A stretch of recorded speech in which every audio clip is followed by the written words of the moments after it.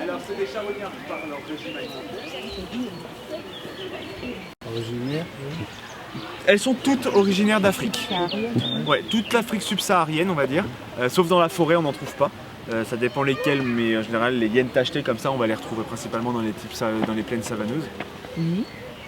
Et ce sont donc, comme je vous disais, des charognards. Elles sont toutes charognardes et elles ont toute la morphologie et la physiologie pour pouvoir être charognards. C'est-à-dire qu'elles ont des enzymes qui vont pouvoir leur permettre de digérer tout, d'accord, tout d'un corps en putréfaction. La viande avariée, les os, tout ce qui reste en fait et qui n'est pas mangeable par la plupart des autres animaux, ou du moins qui n'est pas la pièce de choix, quoi. Aussi anatomiquement parlant, fait pour ce genre de choses. C'est-à-dire qu'ils ont une mâchoire qui est particulièrement puissante parce que ce sont des animaux qui donc vont devoir casser des os ou alors s'attaquer à des proies qui ont déjà subi une très grosse rigidité cadavérique. Du coup, ils vont devoir vraiment tirer cette viande et la manger. Une hyène, on estime que ça a une puissance de mâchoire qui est aux alentours des 1200 kg au centimètre carré. Un berger allemand, c'est 75 kg. Donc vraiment, c'est une très forte mâchoire. Et c'est un petit peu l'équivalent, on va dire, d'un hippopotame ou d'un crocodile. J'ai faim. Il bave même.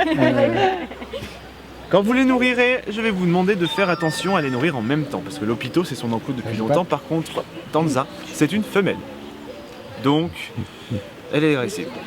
Je fais aucun amalgame. Hein. Mais c'est juste que... non, c'est juste que chez les hyènes, les femelles sont toutes dominantes par rapport aux mâles. Dans un groupe de 30 hyènes, s'il y a 15 femelles, 15 mâles, les 15 femelles vont avoir leur hiérarchie en première et par contre elles sont toutes dominantes par rapport aux 15 mâles. Toutes. C'est comme ça que ça se fait. Ils mangent après. T'as compris? Donc quand on les nourrira, on essaiera de les nourrir les deux en même temps. C'est-à-dire que s'ils sont tous les deux devant, vous mettez par deux, tous deux par deux et vous envoyez chacun un morceau d'un côté et de l'autre. Sinon s'il y a qu'un seul morceau, Tanza peut être agressif. Ouais. Et c'est pas le but. Donc vous avez bien retenu, hein, Lopito devant, Tanza derrière. Tanza elle est claire, Lopito il est foncé. C'est le contraire en fait de... Petit vieux il a des cheveux blancs. C'est ça. Ah ouais. Souvent on pose la question si c'est comme ça. Du coup je vais vous donner un gant chacun.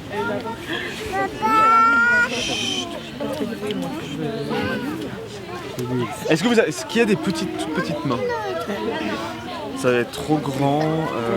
Je vais vous donner des grands pour l'instant, on s'en fiche. Ouais. Mais par contre pour le panda roux, je vous en donnerai des plus petits parce que là il faut faire attention à pas...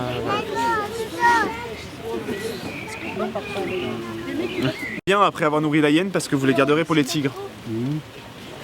Donc on a l'espoir de garder notre main. Bah, disons que ça évite qu'ils mangent la main entière, ils recrachent la main. Parce que du coup c'est ration alimentaire, après ça change. Ah ouais d'accord. Puis j'ai une prothèse de hanche, c'est un os sans fer. Oula, ils vont pas aimer ça. Hein. Non, Ouais, non, mais va je reviendrai On va pas avant. les envoyer aux autres jures qu'avec les dents, hein. avec des dents en moins. Ah, oui, oui. Du coup, Ça y est, c'est bon, c'est le temps. vous lui lancez à ce niveau-là. Bon là je l'ai fait parce qu'elle l'a pas vu, parce qu'elle était pas en train de regarder. Du coup là maintenant que j'ai lancé le premier, elle va être aux aguets. Quand vous lancez pas dans le trou. Vous lancez pas entre les deux fils électriques. Le premier c'est celui de Lopito parce que lui il le connaît. Le deuxième on l'a mis parce que Tanza ne le voyait pas tout de suite, donc on a préféré lui mettre un fil électrique qui puisse lui montrer vraiment où sont ses limites de territoire. Si vous lancez entre les deux ou dans le trou, ils vont pas passer, ne vous inquiétez pas, c'est juste que Lopito est capable de passer la journée devant. Donc il va regarder le morceau de viande en se disant est-ce qu'il va peut-être un peu plus venir facilement? Non. Donc on évite de lancer. Si jamais vous foirez ou vous lancez mal, ce qui est arrivé hier, c'est pas grave, hein. Le morceau est encore là. Les enfants, ouais mais pas dans le trou. C'est ça. Du coup vous avez deux morceaux chacun. Céline, t'envoies avec papa? Non, moi je suis pas... 1, 2, hop! Papa! Derrière. S'il les voit pas, c'est pas grave. Hein. En même temps. Allez, 1, 2, 3. Voilà. Bon, allez. Le pauvre il l'a pas vu.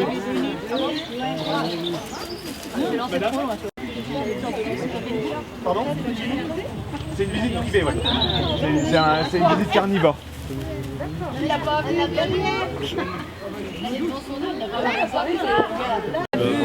Allez, vas-y, vas-y, vas-y. C'est bien. C'est Pépère, c'est ma mère en plus. Allez, 1, 2, hop. Il a tiré, la bestiole, elle a gueulé, puis il avait une... Après, on a trouvé un. Ouais, bah c'est un peu ça normalement. Alors Il va y aller. Bon alors, à droite, allez. Allez, Pépère, hop. Oh ben, et moi je l'ai mis à droite, hein. Il est là.